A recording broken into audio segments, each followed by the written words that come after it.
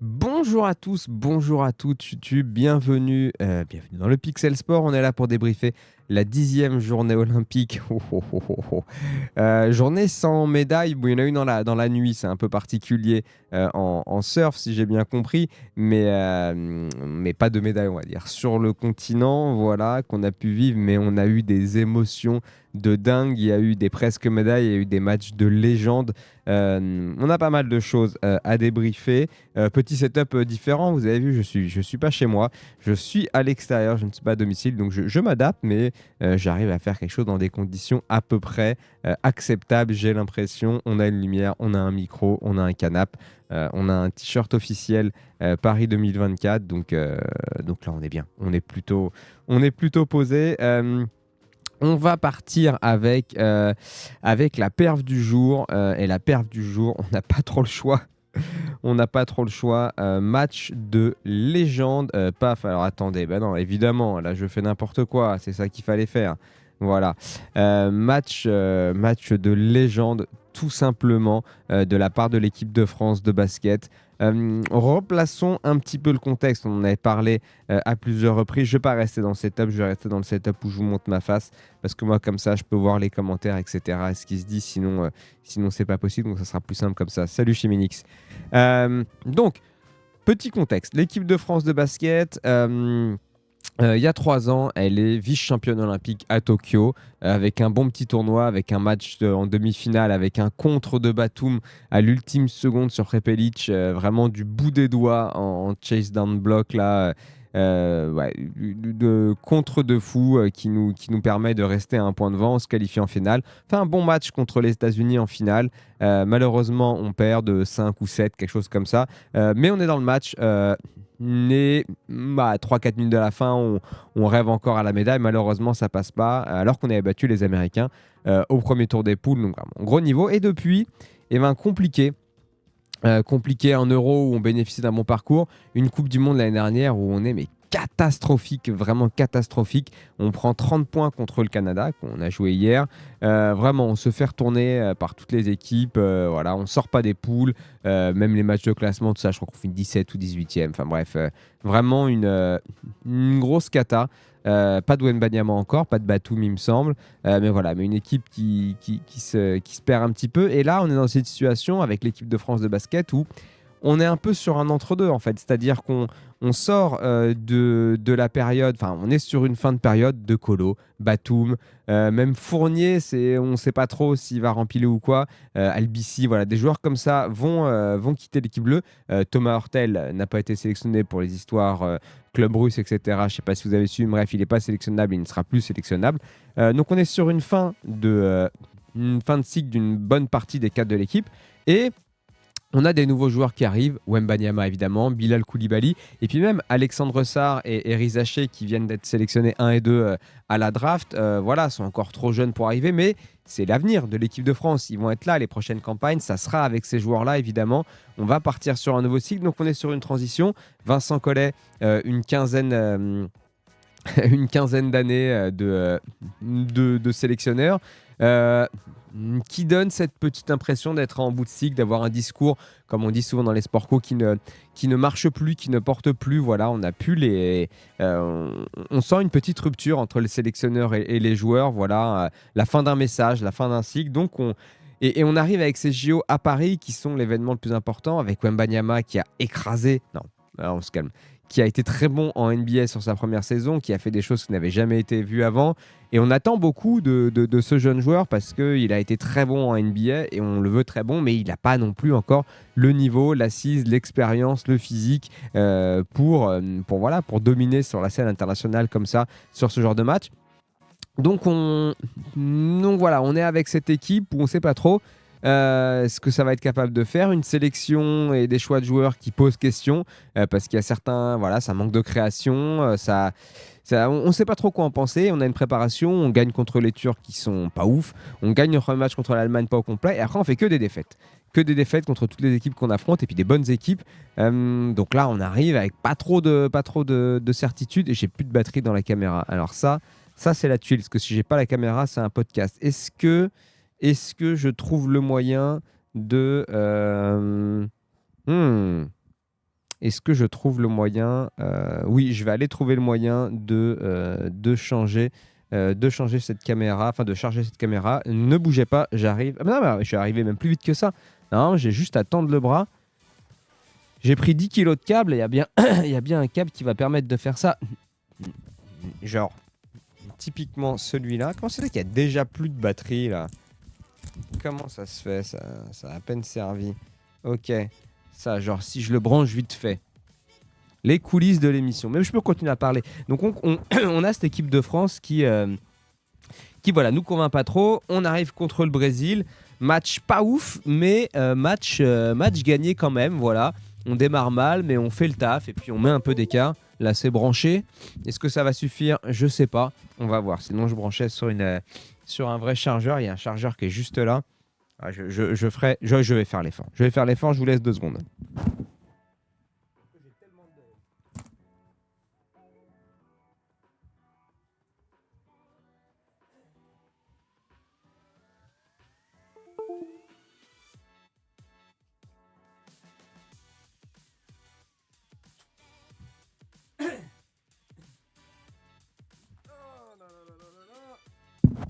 Est-ce que c'est pas beau à la technique? Là, on a réglé ça assez rapidement et là, on est chargé, on est bien. Donc, salut Pixel Vaurien, bienvenue. Donc voilà. Pas convaincant contre le Brésil, mais c'est une win. Pas convaincant du tout contre le Japon parce qu'on est loin derrière, mais il y a un shoot énorme de Strazel qui nous laisse aller en prolongation miraculeusement. On en avait parlé avec les lancers, etc. Donc, bon, on est là, on se fait rouster par l'Allemagne fort et on rencontre les Canadiens, grands favoris avec les États-Unis de la compétition. Une équipe qui monte, de l'expérience, des très fortes individualités, de la grosse défense, de l'intensité. Et vu le niveau qu'on avait, vu le niveau qu'ils avaient, les pronostics étaient unanimes. On allait se faire défoncer. C'est pas qu'on allait perdre.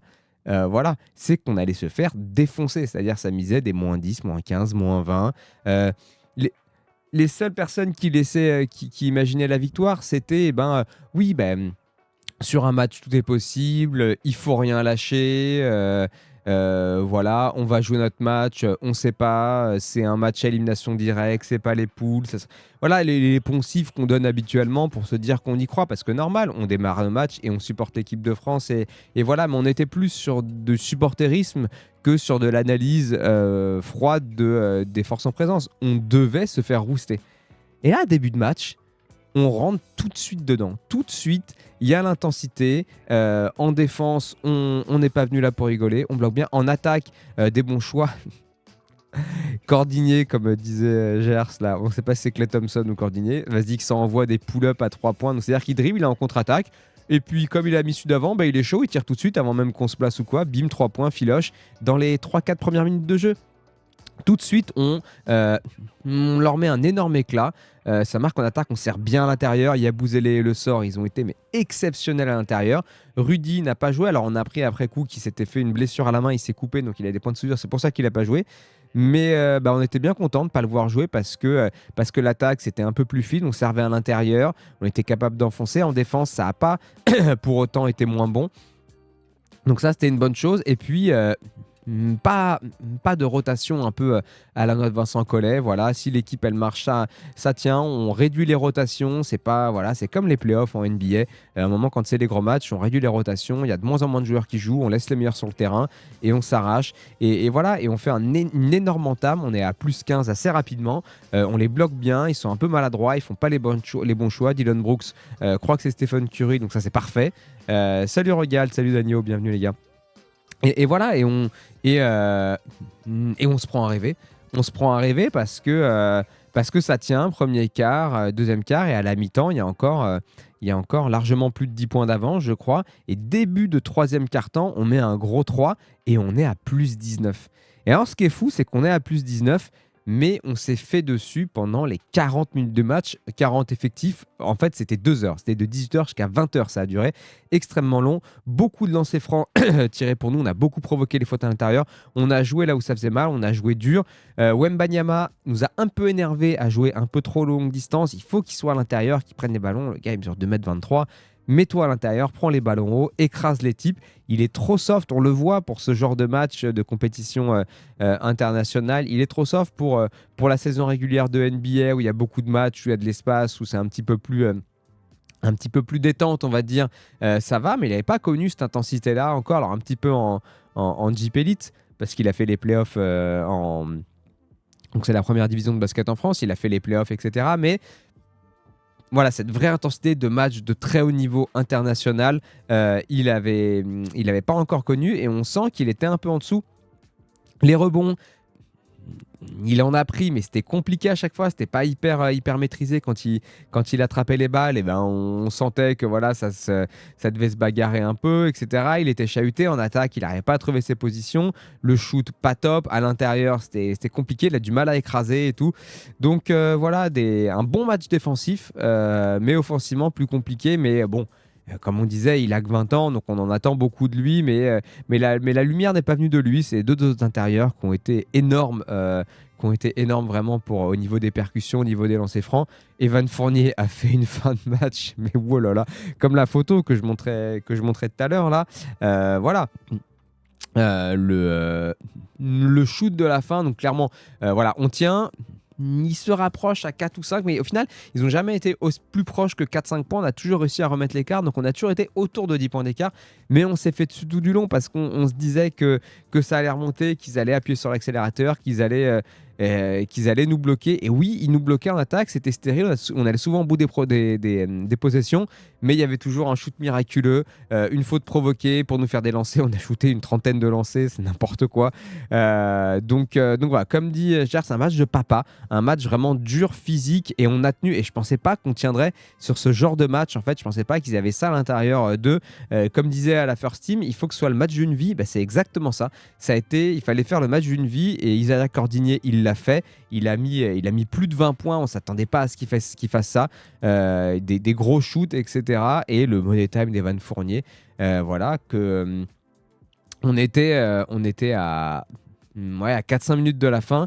Même peut-être 3-4, il y avait entre 7 et 10 points et il a mis les gros shoots qui nous font rester devant pendant qu'en face, Shai Gilgeous-Alexander a fait un match monumental. Il nous a vraiment tout fait, mais il était peut-être un petit peu trop seul, lui, de son côté, pour vraiment faire le taf. Mais il y a eu des gros shoots, notamment de RG Barrett à la fin des 3 points, et ça répondait. Et puis il y a eu ce shoot qui va devenir un shoot de légende, même si c'est un très mauvais shoot, comme disait Johan sur le Discord.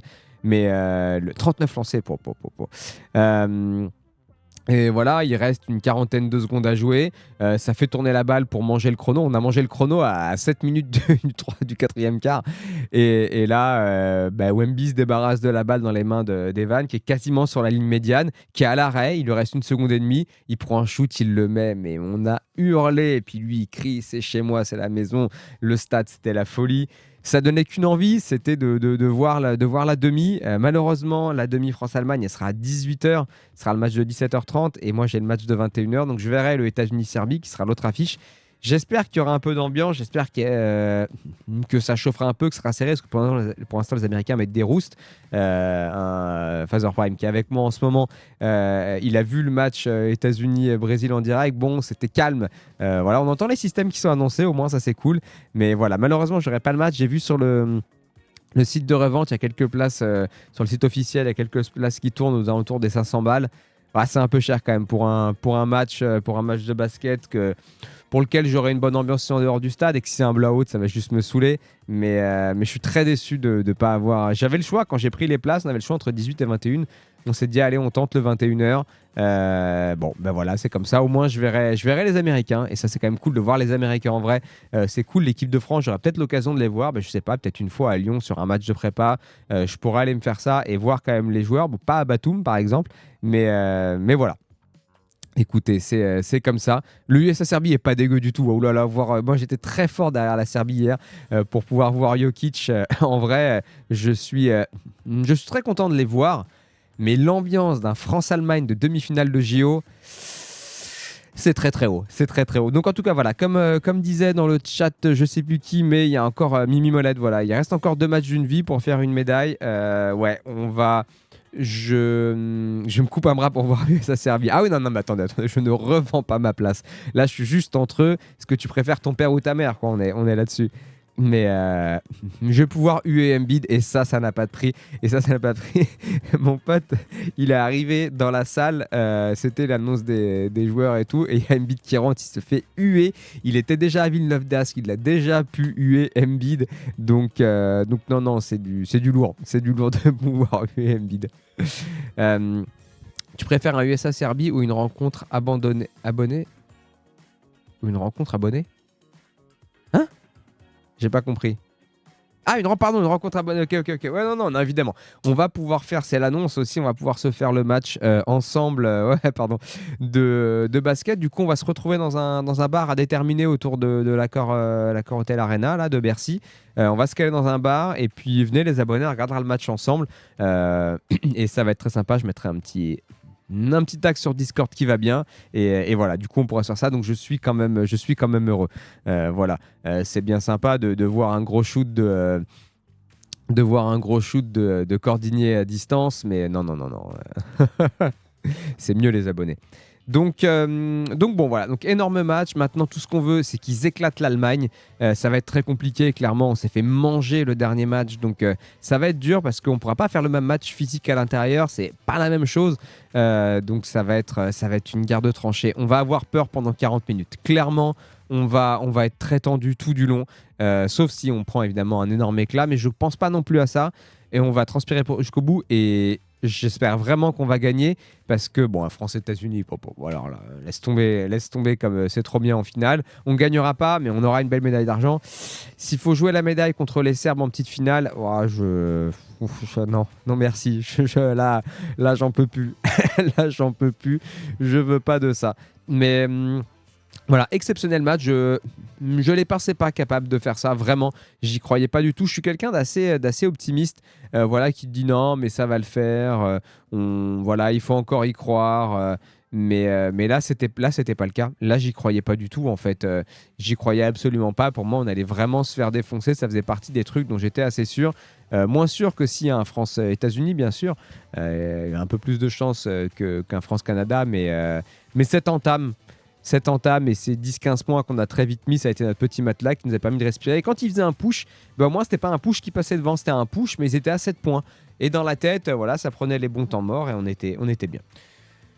Merci les gars du basket, émotion légendaire, match dont on se souviendra très tard. En plus, j'étais avec mes potes à la maison, on a gueulé de fou. Et Wemby versus Jokic, un bon souvenir de match de NBA. C'est pas faux.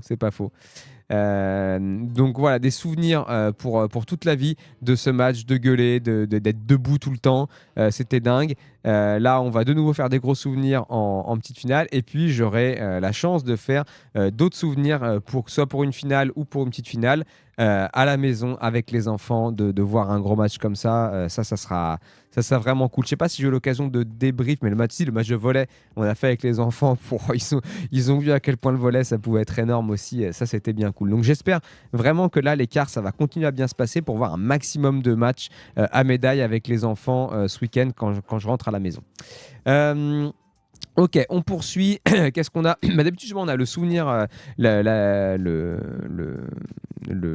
coup de cœur des enfants. Je ne sais plus comment j'appelle ça. Bon, j'ai rien vu avec les enfants, donc je ne sais pas. Mais moi, je vais vous parler des 800 derniers mètres d'Alice Finot en 3000 mètres steeple. Ça, c'était dingue aussi. Donc, Alice Finot, petite pépite montante. C'est marrant, en fait, en athlétisme. On a deux filles qui... c'est pas qu'elles explosent sur le tard, c'est qu'elles se sont mises à l'athlétisme au tard. Il y a Alice Finot au 3000 steeple et il y a sur 200 mètres... Merde, j'ai mangé son nom. Désolé, j'ai pas préparé aussi bien que je voulais le live. Rappelez-moi le nom. Rappelez-moi le nom de la fille du 200 mètres là. C'est deux qui ont plus de 30 ans mais qui se sont mis à l'athlé vraiment il y a quelques années, qui se sont découverts des bons petits talents. Je t'ai couru en fait j'enquille bien, en fait je suis doué. Donc ça c'est assez, pas 200 mètres, si c'est 200 mètres, si c'est au 200. Donc Alice Finot, qui nous a fait des beaux championnats d'Europe, voilà, mais clairement, bah, comme on dit souvent, le niveau européen, c'est pas le niveau mondial. Et là, la course du 3000 steeple démarre, et là, ça part pas du tout comme une course de championnat où ça s'observe ou quoi, ça part comme une course de meeting. Il y en a 5 qui s'échappent devant, Éthiopie, Kenya et une Bahreïnie, je crois, naturalisée. Et ça part devant très vite, 10, 20, 30, 50 mètres d'avance. Bon, on se dit, ok, ça va jouer la place de finaliste, comme on dit souvent. Et voilà, mais au commentaire, il dit, ah, elle a un gros finish. Tout. Je dis, non, mais là, mais ils se foutent de notre gueule. Elle est 50 mètres derrière. Arrêtez de nous parler de son finish. C'est juste ridicule, quoi. Et puis, en fait, dans le groupe de 5 de 20, il y en a qui commencent à craquer un petit peu. Il y avait un petit groupe intercalé. Et là, à 800 mètres, Alice Finot, elle commence, un peu avant les 800 mètres, elle commence un petit peu à accélérer. Elle revient, voilà, elle bouge l'écart. Il reste 400 mètres, elle accélère, accélère. 400 mètres et elle a 30 mètres derrière la tête de course. Toi, tu ne l'avais jamais vu courir. Ah bah si, c'est ça le pire, c'est que j'avais vu son finish, je savais. Non, pas Ronelle Lamotte en 800, non, c'est O200, c'est O200, j'ai oublié son nom. Et pareil, c'est une, voilà, c'est une plus de 30 ans. Et qui a bien tourné et qui a fait des belles séries de 200, qui ne s'est pas qualifié en finale. Mais voilà, on sent qu'il voilà, arrivé sur le tard, en fait. Bref. Donc j'avais déjà vu ses courses, je savais qu'il y avait un gros finish. Mais là, il nous vendait, faut pas écarter la médaille. Je dis, ok, on peut faire un gros finish, mais la médaille, pour moi, c'était trop loin. C'est et peut-être que de Montel, là, des images de légende qu'on pourrait faire. Et en tout cas, on l'a pas vue, elle n'était pas dans le champ, tellement elle était loin. Et ça remonte, et ça remonte, et ça remonte. Et ils nous disent à l'oreille, mais attendez, elle est pas loin, et pas. Et effectivement, à 200 mètres, on la voit débouler. Elle fait un passage de rivière où elle en double 2 d'un coup. Et là, en fait, c'est marrant parce qu'au moment où c'est la rivière, en fait, c'est. La rivière, donc c'est les obstacles qu'on place en 3000 steeple. Donc c'est l'avant-dernier obstacle où il passe dans l'eau. Et en fait, ces passages d'obstacles, évidemment, ils sont clés parce qu'il va avoir une bonne reprise de course derrière pour être capable de bien enquiller. Et en fait, quand elle passe sa rivière, elle n'a pas encore eu le côté je ralentis. Et celle d'avant, la troisième, a eu ce côté-là. Donc il y a vraiment un moment où en distance, elles sont pas très loin. Il y a 5 mètres à mon avis. Et là, on se dit, wow, là c'est possible. Et en fait, l'autre après accélère un petit peu. Alice a son petit truc où elle pioche un petit peu et rapidement l'écart se fait et au final on croit jamais à la médaille parce que l'autre arrive à relancer, mais elle finit quatrième, pas si loin que ça, il y a 2 secondes en gros à la fin, ce qui est énorme à ce niveau-là, mais surtout elle passe sous les 9 minutes, première française de l'histoire, record d'Europe, et elle est quasiment sur les records olympiques en fait, qui est battu devant, mais le record olympique d'avant elle le bat quasi. Donc comment être déçu d'une performance telle. Voilà, évidemment, à la fin, elle était un petit peu déçue. Laissez-moi, je peux quand même vous montrer une petite photo éventuellement si je fais un truc comme ça. Est-ce que ça marche? Voilà. Ouais, magnifique course d'Alice. On peut pas lui en vouloir. Oui, souvent on dit les 4e places, médaille au chocolat, gna gna gna. Ouais, c'est une magnifique 4e place. Là, on peut clairement le dire. C'est une super place de classement pour elle. C'était une course de fou. Je pensais pas que j'allais vibrer. Et en fait, si. On a vibré. On est venu. Hélène Parisot, exactement. Merci Local. C'est elle que je cherchais. Donc ouais, on n'a pas de médaille en athlée, mais il y a des belles perfs et on sait que c'est ça l'athlée. C'est plutôt les places de finalistes et voilà, oui, ça ne rapporte pas de médaille, mais il faut voir le niveau qu'il faut. L'athlétisme, c'est peut-être l'un des sports qui est le plus concurrentiel au monde parce qu'il y a de l'athlétisme quasiment partout. Tout le monde est capable de courir à plein de distances possibles. Les lancers et les sauts, c'est peut-être un petit peu plus spécifique, mais ça reste quelque chose qui est fait dans beaucoup de pays. C'est le sport le plus international, c'est le sport le plus concurrentiel. Donc avoir des médailles là-dedans, ça reste exceptionnel à faire. On n'est pas les Américains, les Jamaïcains ou les Éthiopiens kenyans qui raflent beaucoup de médailles. Voilà, c'est à chaque fois des talents générationnels qui marchent sur une discipline, mais vous avez... voilà, c'est très compliqué de dominer largement ce sport ou ne serait-ce que de faire des médailles. Donc compter les places de finalistes, si c'est important parce que le niveau qu'il faut pour aller là, j'ai fait un peu d'athlé, c'est vraiment dur et très très concurrentiel. Donc magnifique de pouvoir quand même un peu vibrer, même voilà, il n'y a pas eu la médaille, donc oui, on a une petite déception au bout, mais quand on réalise d'où ça vient, c'est quand même C'est quand même trop classe. C'est quand même trop classe. Voilà pour ça. On va parler, c'est quoi qu'on a habituellement dans le programme. Je suis complètement, complètement perdu. Perf du jour, coup de cœur des enfants. La belle histoire. Et oui, la belle histoire. Qu'est-ce que j'avais prévu? Elle est où cette belle histoire? Laissez-moi la retrouver. Tac, tac, tac. J'étais où avec la belle histoire, moi? J'étais où avec la belle histoire? Ah non, oui, non, oui, bah oui, c'est ça, je comprenais pas. C'est la moche histoire. Voilà, on va changer avec la moche histoire du jour parce qu'il s'est passé un truc. Je l'ai découvert ce matin en lisant un petit peu de trois trucs. En gym, il y a eu un scandale. On est au bord de l'incident diplomatique. Donc, je vous explique. Donc, il y a, parce que Marcel Ciolacu, le Premier ministre de la Roumanie, ne participera pas à la cérémonie de clôture. Nos athlètes ont été traités de manière tout à fait déshonorante, estime-t-il, une injustice flagrante. Et donc, qu'est-ce qui s'est passé? Donc, on a deux gymnastes roumaines, Sabrina Manecea-Voana et Anna Barbozu, 17 et 18 ans, qui sont au cœur d'une petite polémique. Qu'est-ce qui se passe? Donc, la finale du sol qui a eu lieu hier, Andrade devant Simon Biles, voilà, très bien. Et puis la troisième, c'est Jordan Chiles, comme ça je vous donne les bons noms, une américaine qui a 13 ou 666. Et il y a la Roumaine qui passe, elle fait un joli score, 13 700 points. Et du coup, elle passe devant l'américaine et l'autre roumaine également passe devant. Voilà. Donc elle est troisième. On annonce ça, elle prend son drapeau, célébration, etc. Elle commence à être contente. Et puis là, on regarde les écrans. Et là, en fait, dans les écrans, on dit non, c'est pas comme ça que ça se passe et tout. Donc évidemment, elle est en pleurs, on comprend pas ce qui se passe. Et en fait, ce qui se passe, c'est qu'il y a une réclamation des Américains pour le concours de Chiles en lui disant non, ça ne va pas. Donc elle était cinquième à ce moment-là. Ils font une réclamation. Ok, et du coup, ils se disent oui, non, effectivement, on va booster sa note de difficulté de 0,1. Ce qui est fait, et ce qui suffit à lui faire prendre la troisième place, 13 766, et du coup de sortir la Roumaine du podium. Réclamation des Roumaines dans la foulée, tac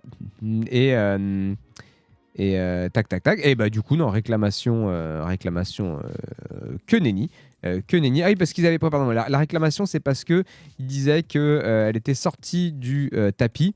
Et du coup, il avait pénalisé d'un dixième de point, donc ils avaient râlé, et en fait, non. Donc voilà, les Roumains très très fâchés de ça. Et parce qu'en fait, il y a certains Américains quand même aiment bien balancer un peu d'huile sur le feu. Quand même, Jordan Chiles qui a tweeté: c'est fou que les gens ne puissent pas se réjouir pour quelqu'un d'autre. La connassitude de la meuf, quoi, qui balance ça au KLM. Vous pouvez pas juste être heureux pour moi, franchement, alors qu'ils ont été portés une réclamation pour aller gratter des... Donc je sais pas, je m'y connais absolument pas en gym. Je ne sais pas si c'était réaliste ou pas de faire ça. Mais putain, là, excusez-moi pour le langage, mais c'est pas possible, ces sports de notation. Je ne supporte pas ça. Je ne supporte pas les sports de notation. Il y a toujours des scandales. Toujours. Ils ont beau me dire qu'il y a des grilles, il y a des machins, les notations, les difficultés. Au BMX, ça râlait. Le français, il a proposé 2 tricks qui avaient été jamais vus, et il y a une note de difficulté qui est pas en regard de ça. Et c'est toujours comme ça. Au patinage, des scandales, il y en a, mais long comme le bras. Il y a tout le temps des scandales en patinage. En gym, il y a des histoires. C'est tout le temps comme ça. Arrêtez avec... Si vous voulez, faites de... Enfin, non. C'est mon avis. Mais je n'aime pas ces sports. Moi, je trouve que ce n'est pas l'esprit d'une compétition sportive. On peut faire des trucs pour que ce soit joli. On peut se faire... Allez, faites-vous des petites compètes au sein de votre fédé, etc. avec vos magouilles. Mais au JO, j'aimerais avoir des trucs nets, propres. T'es plus rapide, tu gagnes. J'ai vraiment beaucoup de mal avec les sports de notation et les sports à jugement. C'est vraiment pas mon truc. Parce que parce qu'il y a une part, voilà, après je suis quelqu'un de cartésien, voilà, j'ai un cursus scientifique, j'aime quand le résultat 2 plus 2 c'est 4 et quand c'est une épreuve de philo où il y a certes des points de passage mais un peu plus d'interprétation, bah, c'est moi mon truc, voilà. Euh, c'est Madouille et compagnie l'agite. Aïd Saïd a balancé sur le plateau de quel jeu en disant que quand les juges sortent, ils passent des coups de fil. Non, mais ouais. C'est moins pire que les notes du bac philo, voilà. Non, mais en boxe, c'est pareil. Combien il y a eu de scandales en boxe, en fait. La boxe a failli se faire sortir des jeux pour ça, en fait. Enfin, stop, quoi. Moi, ça me saoule. Moi, ça me saoule et c'est pour ça que je regarde assez peu. Je peux regarder pour le côté esthétique. C'est vrai qu'en gym, il y a des perfs, mais c'est lunaire. Enfin, voilà, c'est des énormes athlètes. Mais le système de notation, moi, j'en peux plus. Puis ben là, on a encore eu une magouille. Je sais même pas. Ça se trouve, effectivement, c'est plutôt la magouille était dans l'autre sens. On avait cassé l'américaine. En fait, non.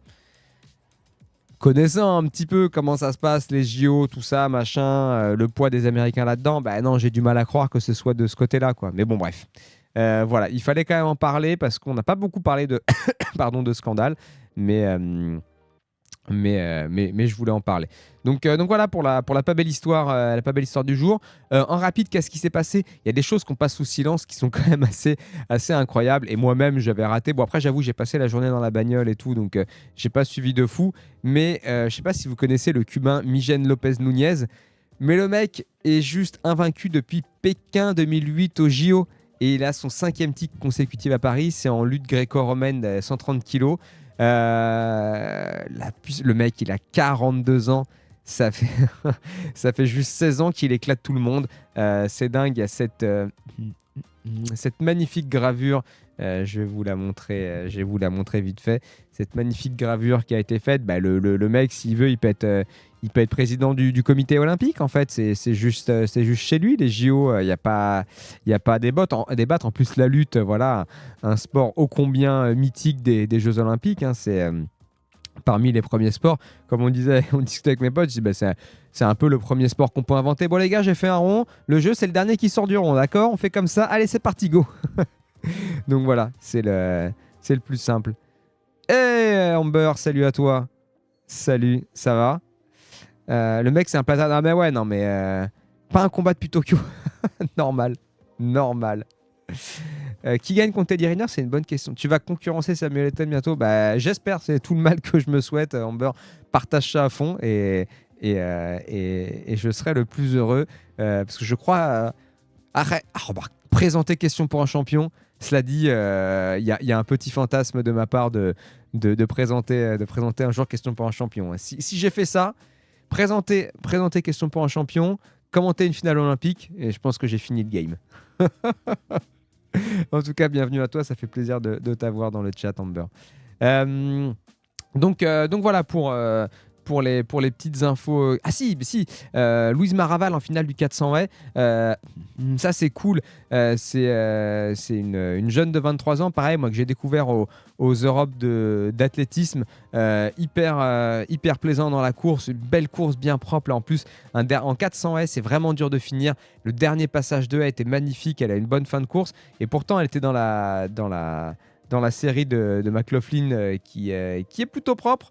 Donc voilà, évidemment il y a Funkable en 400 haies, donc les deux premières sont plus ou moins intouchables, donc c'est jeudi soir la finale du 400 haies, peut-être une médaille de bronze à voir, mais en tout cas elle a fait une belle course, elle est en finale et on suivra ça et on vibrera. Mais bon, c'est vrai que Funkable et McLaughlin c'est compliqué à aller chercher en 400 haies.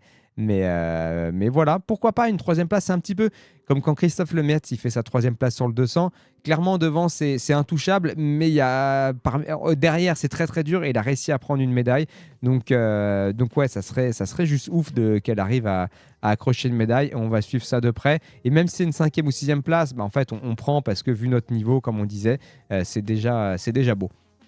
Voilà pour ce qui a été dans les petites infos à regarder de ce qui a été zappé. On va finir Ouais, ok, je regardais ici. On va finir avec ce qu'on regarde demain. Du coup, aujourd'hui, pardon. Donc, comme d'hab, on aura une petite journée d'athlée à suivre, évidemment. Les 110 mètres, le 110 mètres haies, ça, pardon, les séries du 100 mètres haies féminin ce matin, on va suivre parce que Sirena Samba Mayela, c'est juste la meilleure performance mondiale de l'année.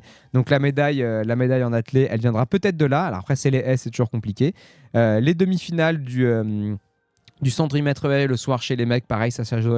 On va suivre ça. On aimerait bien que ça passe au moins en finale et qu'on puisse un peu rêver. 200 mètres, Zézé, on va chez les mecs. Je pense que ça va être un petit peu compliqué. Mais voilà, donc on va suivre comme d'hab l'athlé, les séries. Les séries qu'on peut avoir. Tac, tac, tac. L'escalade. L'escalade, ça, j'en ai pas parlé. J'ai regardé un peu hier. C'est franchement cool. J'avais vu du bloc l'autre jour. Là, on a vu de la vitesse un petit peu. Aujourd'hui, il y aura de la difficulté. Super sympa à suivre, vraiment l'escalade. Mais ça, de temps en temps, je tombe dessus sur l'équipe 21 et je regarde un petit peu. C'est vraiment cool à regarder. C'est vraiment une épreuve cool. Donc je vous conseille, c'est hyper visuel, tout le monde comprend, on peut voir la comparaison entre plusieurs athlètes sur la difficulté sur les blocs. Franchement super sympa à regarder. J'espère que je vais enfin pouvoir me faire un petit peu de cyclisme sur piste, que jusque-là j'ai eu un peu de mal. Et puis il y a les sport co, évidemment on va suivre les sport co, mais ça on avait longuement parlé hier. 13h30 le quart de finale homme de hand France-Allemagne. Il faut faire le taf, les gars. Allez nous accrocher cette demi. Et après, on sait que vous savez faire. Mais voilà, mettez-vous au chaud. Étouffez-les dès le début. Servez-vous de l'ambiance du stade à Lille et faites le taf. 18h, France-Allemagne, basket féminin. Pareil, on veut une victoire propre. On ne veut pas transpirer comme sur le France-Canada pendant. Quoique, on était à plus 10 et on a transpiré tout du long. Donc, on transpirera quoi qu'il arrive, sauf s'il y a plus 30. Mais voilà, faites le taf, les filles. Vous avez un gros niveau. Et offrez-nous plein de demi-finales. Et voilà, où au moins on aura des matchs pour les médailles, on rêvera. Mais voilà, faut vraiment faire ce match solide et après on sera tout proche d'une médaille. C'est dès ce soir le volley, j'avais pas calé. 20h, France-Italie, la demi-finale de volley, elle est ce soir. Ah mince, je pensais que c'était demain. Ok, donc oh là là, l'après-midi qu'on va se faire en sport co, ça va être irrespirable parce que le France-Serbie de volley, Serbie France-Serbie de volley avait été irrespirable. Le France-Italie, l'Italie c'est très très fort. On va de nouveau être... on va pas être bien. On va pas être bien, clairement. Mais voilà, on va être à fond derrière notre équipe de France, évidemment. On veut que des victoires sur les France-Allemagne, c'est la base. Ouais, le cyclisme sur piste, il montre presque pas sur Eurosport. Il montre en totalité. Mais le problème, c'est qu'il y a trop de matchs à enjeu à côté en sport co, etc. Donc c'est un peu compliqué de suivre. Et malheureusement, il n'y a pas beaucoup de Français, donc ils coupent pas beaucoup les directs. Je me vengerai, je me ferai des mondiaux de piste pour revoir ça. Ça fait longtemps que j'ai pas vu ça, que je suis un peu moins. Là, avec le lancement de Pixel Sport, je vais me mater beaucoup plus de sport qu'avant. Donc voilà. Écoutez, je vous souhaite à tous. Je vous souhaite à tous la bien bonne journée de JO, bien sûr. Rendez-vous, si vous voulez, demain, sur les coups de 17h, 17h30, autour de Bercy pour aller se voir le match France-Allemagne de basket ensemble. Portez-vous bien et on se retrouve très, très vite sur les chaînes de la corporation du Pixel Cube. Ciao à tous.